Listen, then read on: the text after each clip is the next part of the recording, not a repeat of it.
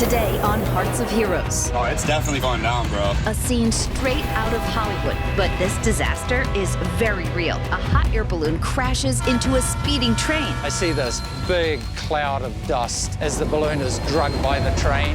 I took on a full sprint. I heard the screams of bystanders saying the train hit it. And later, answered the phone, and she said Jordan fell down a mine shaft. a harrowing ATV accident will call for a gutsy rescue. We saw the quad upside down, and we could see Jordan's legs coming out from underneath it. Thanks to teamwork and courage, these heroes are true lifesavers.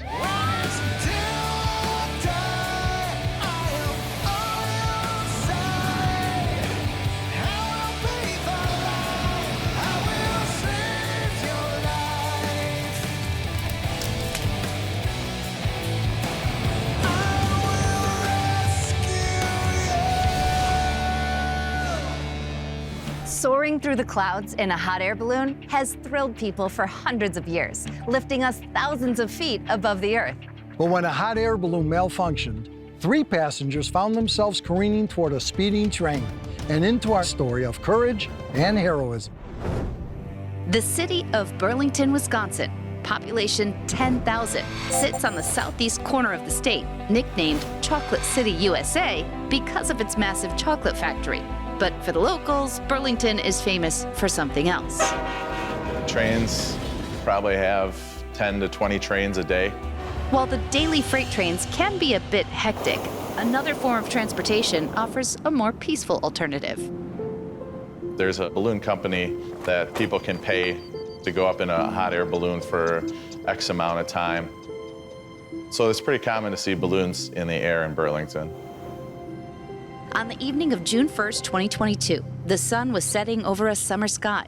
A few of Burlington's off-duty firefighters were enjoying the beautiful weather. I was sitting on a bench watching hot air balloons, and I'm like, wow, this is so pretty. Train engineer Bruce Rogers also noticed the balloons as he navigated a freight train into Burlington. We saw the balloons about 15 miles out of town, and we made a comment how nice it was with the sunset. But for one balloon carrying 2 passengers, things took a terrifying turn. For reasons unknown, the pilot had to make an unexpected landing. Alex Marino was watching from his front yard. Came up out of nowhere, kind of was going up and down. You could kind of tell that something was off. Oh, it's definitely going down, bro. The operator of the balloon was attempting to land in a small grassy strip. At this point, a train is actually coming northbound as the balloon's attempting to land. And then as we got closer, the balloon was right above the train. You could see the pilot obviously running the burner to either maintain his altitude or keep his altitude. I saw the canopy kind of deflate and go down. I heard people yelling. I see the balloon itself fall towards the train. I'm like, you just see that it's not going to turn out well. So I just placed the train in emergency and stopped it as quickly as I could. But the average freight train traveling at 55 miles per hour can take close to 1.5 miles to come to a complete stop. With the amount of time it needs the train to stop and the amount of time it takes to air that balloon back up, everybody's fate was already decided. There's just nothing you can do. It's totally out of your hands at that point. As the basket touched down on the ground, the balloon gets entangled in the train, and I see this big cloud of dust as the balloon is drugged by the train. Then I saw the canopy go up and no basket go up with the balloon. That's when we kind of realized that there was some kind of impact because it had separated. I heard the screams of bystanders saying the train hit it. Coming up, after colliding with a train, would any of the passengers survive? My immediate reaction was, can you say that again? But first, a tip to keep you safe in your home. As a restoration specialist, I've seen too many home fires that started out small but quickly turned catastrophic. Keeping an up-to-date fire extinguisher in your home can help put out a small fire before it becomes a big problem. Check online or your local home supply store for an ABC-rated fire extinguisher. And remember, this one smart purchase could save your life and the lives of those you love.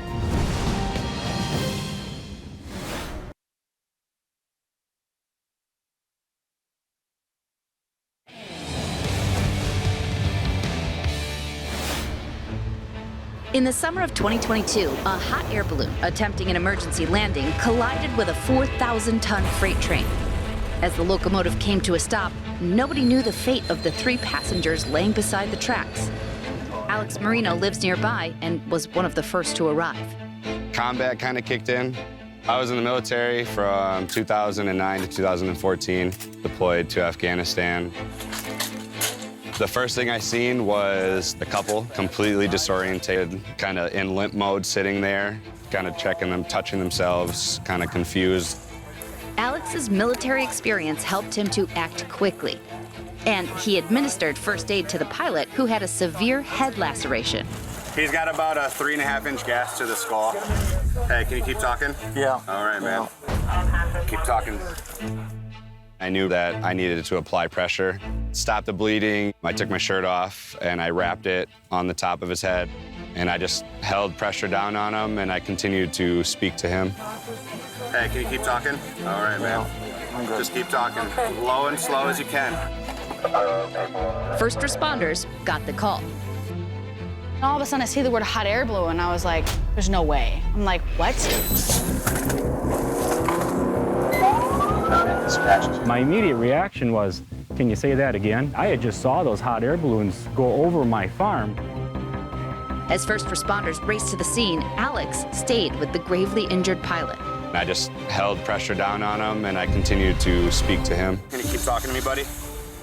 Head injuries can often be critical, leading to confusion, agitation, and sometimes lasting brain trauma. Alex is providing first aid, so I got on the radio and I let dispatch and everybody else that was coming know what was going on. Rescue to come down, tell you that. I just started yelling out combat things. Stay with me. Hey, we're losing them. We're losing them. Hey, come on. You're fine. Hey. Just saying what I knew from my own experience to help. There was fire rescue that were off duty, on duty, or if they had a scanner. I mean, everybody was coming out to help from each direction that heard it. Keep talking, okay? At that time, everybody kind of just stepped away and rescue took over.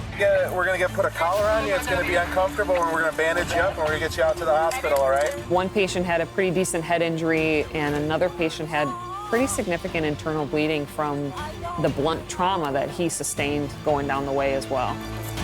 Jack's call for what?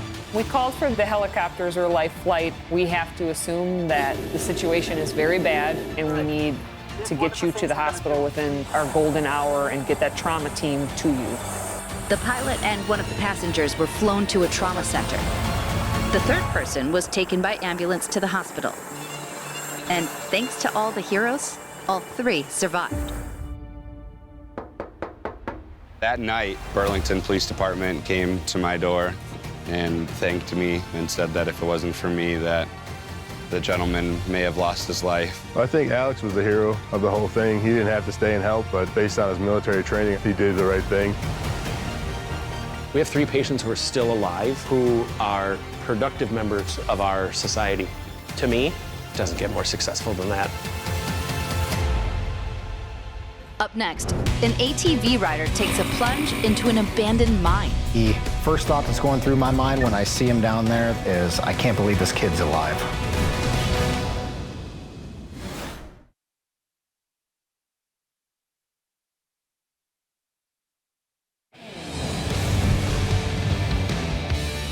The Arizona desert attracts legions of hikers, cyclists, and off-roaders. But this parched, nearly untouched landscape can also be dangerous. When an ATV rider crashed into a mine shaft, first responders would have to pull off a life-or-death rescue, with one young man's life hanging in the balance.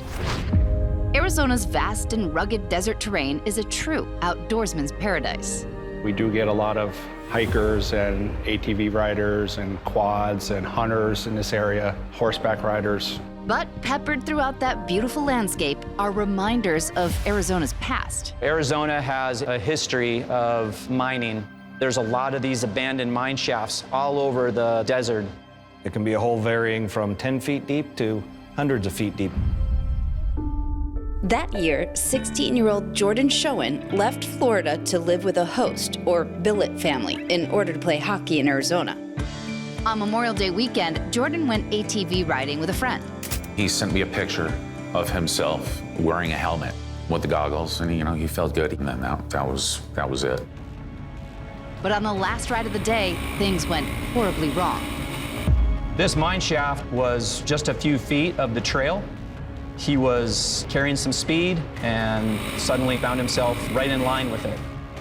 He was going up the hill and hit a boulder, and that's what flipped him over, and he went all the way down, bouncing back and forth off the walls of the mine. And then the quad followed him upside down and came down on top of him in the bottom of the mine shaft. The dispatch came through and just started rattling off a lot of units, and that's when we know this is the big one. It was going to be a complex call in somewhat of a remote area, difficult access. I knew we were definitely going on a very challenging call. Captain John Binsbacher was one of the first on scene. He took his vehicle up that perilous slope and directly to the mine. The first thought that's going through my mind when I see him down there is, I can't believe this kid's alive. Backup began to arrive, but there was a problem. There's not a lot of room up there, so we weren't going to get a bunch of other vehicles up there. Just then, from his back porch, an unexpected hero saw the commotion. Holly and I, my wife, noticed fire trucks and emergency response vehicles gathering at the trailhead. So we hopped in our side-by-side. We saw a gentleman standing on the trail looking distraught. And he said, my son's friend just went into a mine shaft. He said, the fire department doesn't know how to get up there. Can you help? I knew exactly which shaft he was talking about. We started loading equipment and firefighters and just started ferrying them up and down the hill. With Bill coming up and shuttling the additional personnel we needed was quite a blessing. Kelsey ended up transporting 15 rescuers and their equipment to the mine. Deep inside the mine shaft, Jordan is barely clinging to life. Meanwhile, technical rescue specialist Shane Burdick arrived along with more than 100 first responders. Bobby Dubnow was able to look over and tell us how far deep it was, and then that told us what kind of ropes we needed to use. And then we started setting up our rope system. We found some natural anchors up there, and then they put me on the system and then lowered me down. When I was on my way down, I heard them moaning, and they were painful moans. The gas was still on the quad, so I turned the gas off right away. He was able to kind of shift that quad enough that gave him enough room to kind of work. Jordan and I had a giant wrestling match to try to get him out from under the quad, first of all, and then onto the board that we were going to use to raise him up. He had head injuries. Head-injured patients can be somewhat combative and disoriented, and that's exactly what he was dealing with, along with the other muscular skeletal injuries. Fortunately, that helmet that he had on saved his life. Shane managed to strap Jordan to the board, and then they pulled him up, vertically, attached to a rope pulley. He was like basically in between my legs, so all I could really do was to push off the well face and then keep him and I from banging into it the whole way up. Once they got up, we got him put on a backboard. We put him in the back of a pickup truck to the ambulance and into the helicopter. Coming up, will Jordan survive his life-threatening injuries? Jordan's injuries included a severe brain injury. But first, a safety tip for the great outdoors. Hitting the trails is a great way to get outdoors and blow off some steam. But like any other setting, accidents do happen. Do your research on any trail before you go. Take your phone. Share your hiking plan with someone before you explore the great outdoors. Being able to tell first responders exactly where you are might give them the extra few minutes they need to save your life.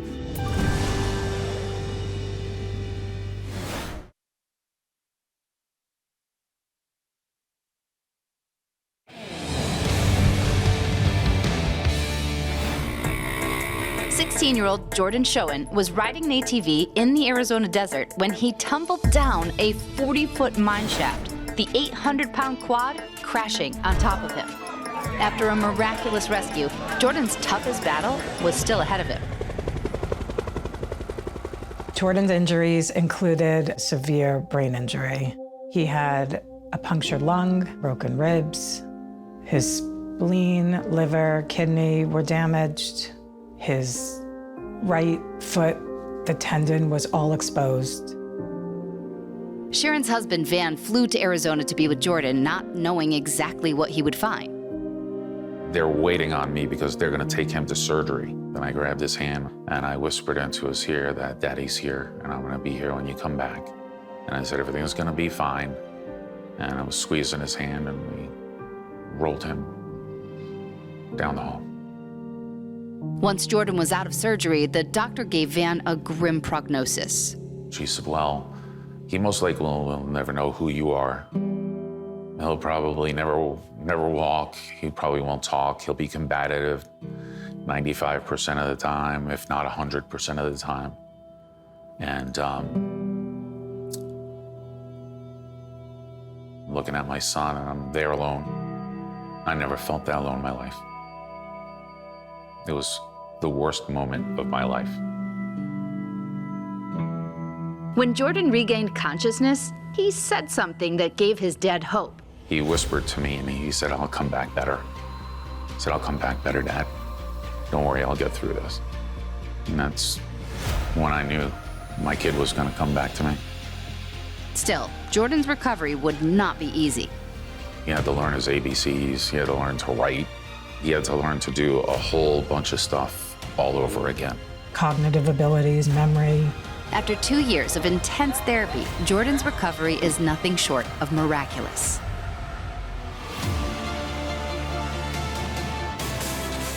I don't remember the accident. I don't remember the hospital at all.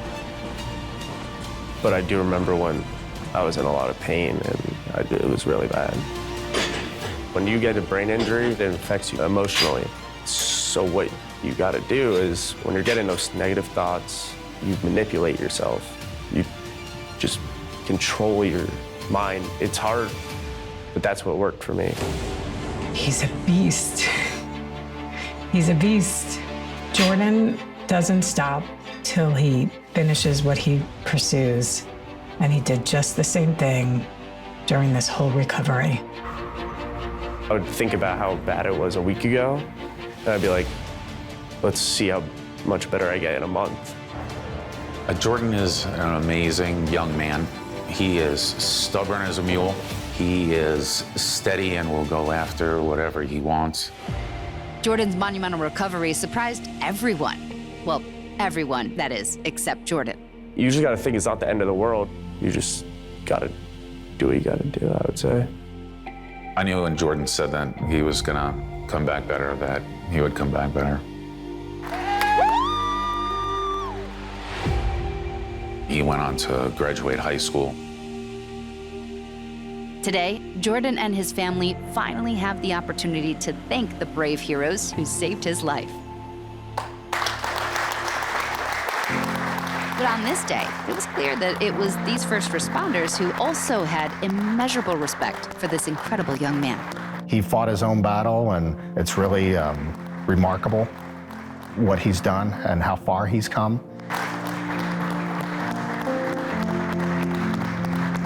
Thank God for you guys. Without you guys, I don't know if I'd be here right now. Thank you, honestly, thank you. Jordan, I don't know if you remember this young man. This is the first time you've seen Bill. What would you like to say to Bill? Well, I'm kind of stunned right now because without you, we don't know what would have happened. You deserve credit. You were a great person, great man. Thank you for what you've done for me and my family. We'll remember you forever. We weren't sure what happened to you, so we just kind of in the back of our mind wanted to make sure that you were all right. We prayed for you, and we finally heard from your folks, and we feel good. It's great to see a young man be able to survive this incident, and it helps knowing that what we do has value and what we do makes a difference. An ATV landed on top of me, and I was in there for 3 hours, and I didn't die. I went through it to be how I am today, and it worked.